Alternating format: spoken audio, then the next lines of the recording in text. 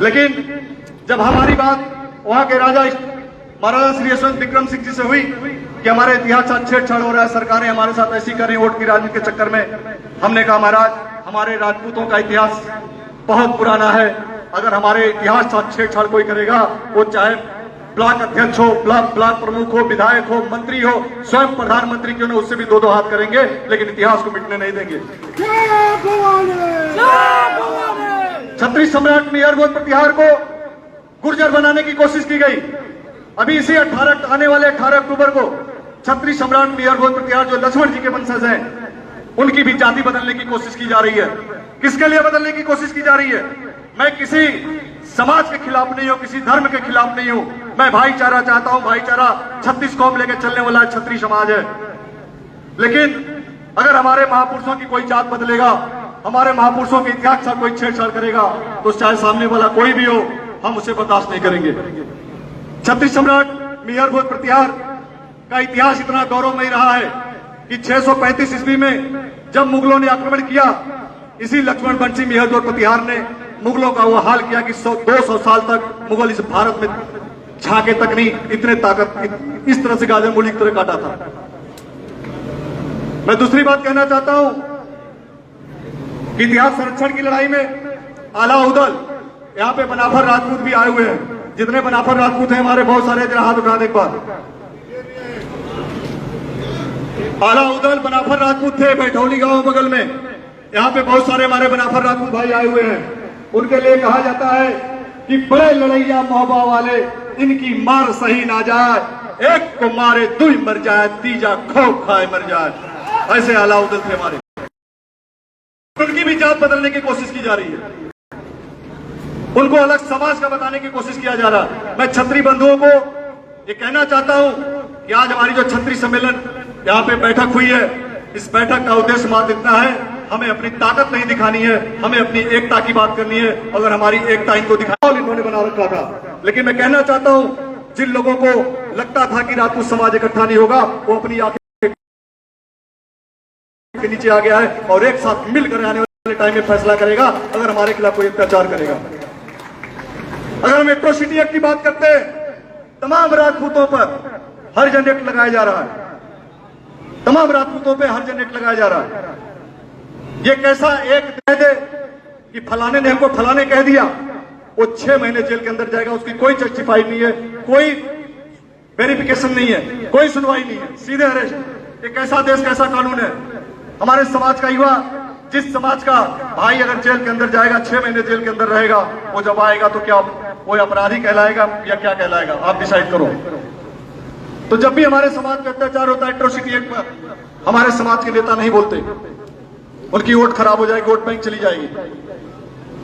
Atrocity act का मामला हो, चाहे आर्थिक आधार पर आरक्षण का मामला हो, हम कहते हैं, हम सभी समाज से कहते हैं, प्रधानमंत्री जी से भी कहना चाहते हैं, योगी जी से भी कहना चाहते हैं कि आप एससी समाज को, एसटी समाज को, जो आपको लगता है 5 साल 10 साल ले लो, 10 साल लगातार प्रधानमंत्री बन जाओ और 10 साल तक किसी सवर्णों को नौकरी मत दो, आप जाकर के एससी एसटी वालों को दे दो, लेकिन 10 साल के बाद सामान्य एक देश एक कानून लागू करो, नहीं तो देश बहुत पीछे चला जाएगा।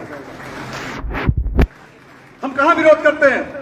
हम 36 कौम को साथ लेकर के चलने वाले कौम है, और हम कहते हैं कि लोग कहते हैं कि फलाने भी छत्री है, कर्म से छत्री है, ये छत्री है, वो छत्री है। अरे छत्री बनने के लिए कोई सर्टिफिकेट या किसी चौराहे पे लिखने की जरूरत नहीं होती है। छत्री पैदा होने के लिए छत्राड़ी के कोख से पैदा होना पड़ता है, तब छत्री कहलाता है।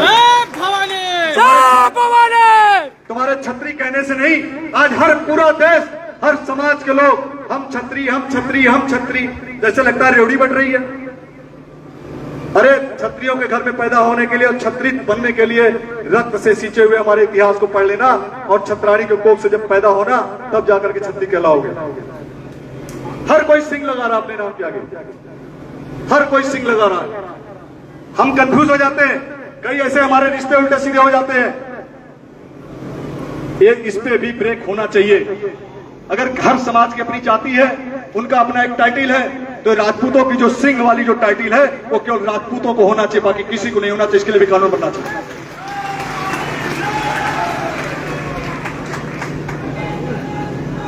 दूसरी बात मैं कहना चाहता हूं ईडब्ल्यूएस आपने 10% रिजर्वेशन दिया, 10% जब आपने रिजर्वेशन दिया, जब आपके खिलाफ इस करणी सेना ने, राष्ट्रीय अध्यक्ष श्री सुखदेव सिंह गोगामेड़ी जी ने जब भारत के अंदर एक आंदोलन छेड़ रखा पूरे भारत के अंदर, और जब सरकारों को लगा कि इनकी बात माननी चाहिए या नहीं माननी चाहिए, उन्होंने जब विचार किया और दादा का आंदोलन बढ़ता चला गया, करणी सेना का आंदोलन इतना उग्र हो गया।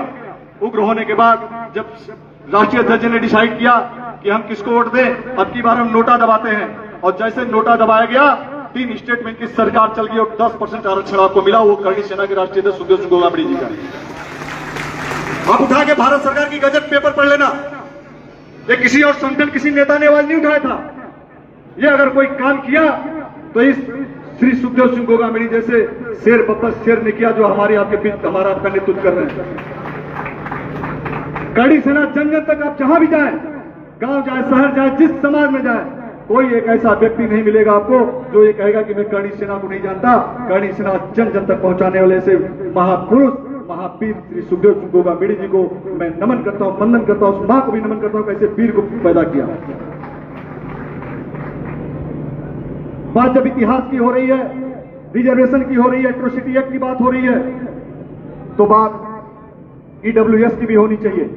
हमारे सवर्ण समाज के जो बच्चे हैं, राजपूत समाज के बच्चे हैं, पुलिस में भर्ती होना चाहते हैं, वो तैयारी करते, एक मिडिल क्लास का लड़का वो बीटेक एमटेक नहीं कर सकता, एमबीए नहीं कर सकता, क्योंकि 10 से 15-20 लाख रुपए उसके खर्च होंगे।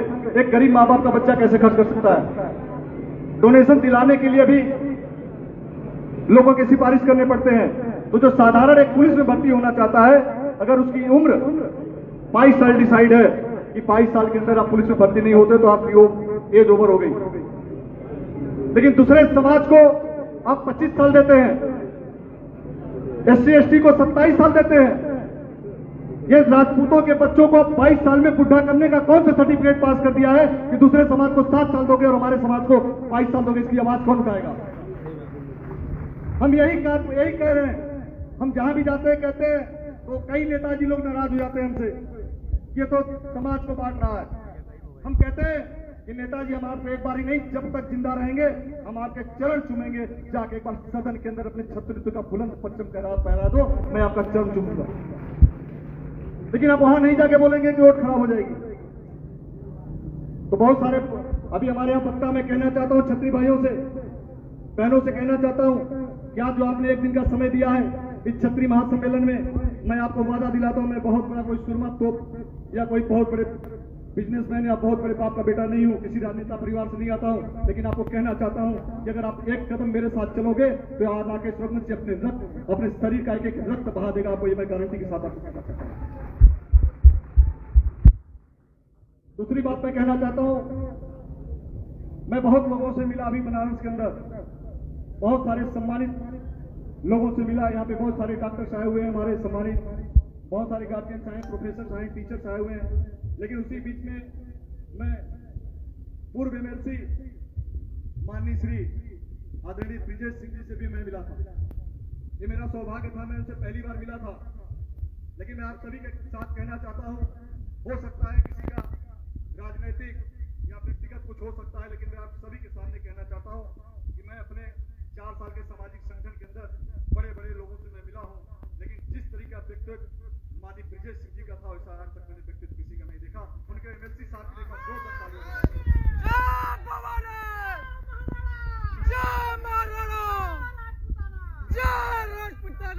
ऐसा छत्रित्व, ऐसा रघुवंश, ऐसे रघुवंश के शिरोमणि माननीय श्री ब्रिजेश प्रताप सिंह जी को मैं यहाँ से सर झुका के प्रणाम करता हूँ कि मैं आपसे मिलकर के धन्य हो गया।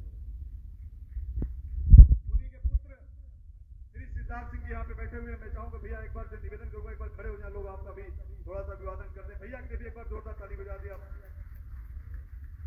बहुत बहुत धन्यवाद। आप सभी से मैं वक्ता बहुत सारे हैं, सभी लोग हैं, मैं छोटी सी बात एक और करूंगा। आप सभी यहाँ पर आए हैं, अपना कीमती समय निकाल करके आए हैं, दूर दूर से आए हैं, और आपने एक आवाज पर छत्री महासम्मेलन को सफल बनाने में आपने अपनी बहुत बड़ी भूमिका निभाई है। मैं आपका आजीवन आभारी रहूंगा। लेकिन मैं आपसे अपील भी करूंगा कि अपने समाज में हो रहे अत्याचार के खिलाफ आवाज उठाइए और आवाज को बुलंद करिए और एकता बनाकर रखिए। आप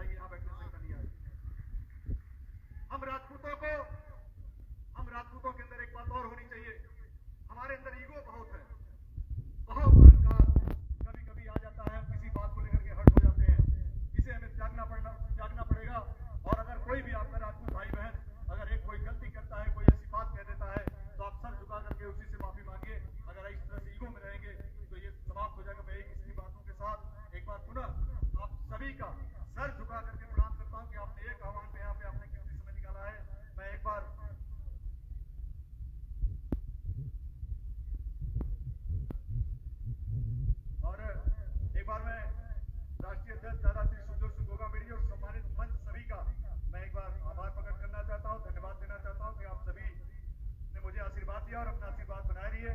और आदरणीय श्री बलवंत भैया भी आए हुए हैं, मैं बलवंत भैया ब्लॉक प्रमुख जी का उनका भी स्वागत करता हूँ। आदरणीय श्री अनिल भैया आए हुए हैं, मैं उनका भी स्वागत करता हूँ, अभिनंदन करता हूँ। मैं इस टीम से चाहूंगा जो हमारी गढ़ी सेना के जो वॉलंटियर हैं, मैं चाहूंगा कि आप सम्मानित अतिथि हैं उनका स्वागत करें। इन्हीं बातों के साथ मेरे साथ बोलेंगे जय श्री राम। जय श्री राम। आप इतना तेज बोलिए कि महादेव तक आवाज जाए। जय श्री राम। जय श्री राम। जय जय श्री राम। जय श्री राम। हर हर महा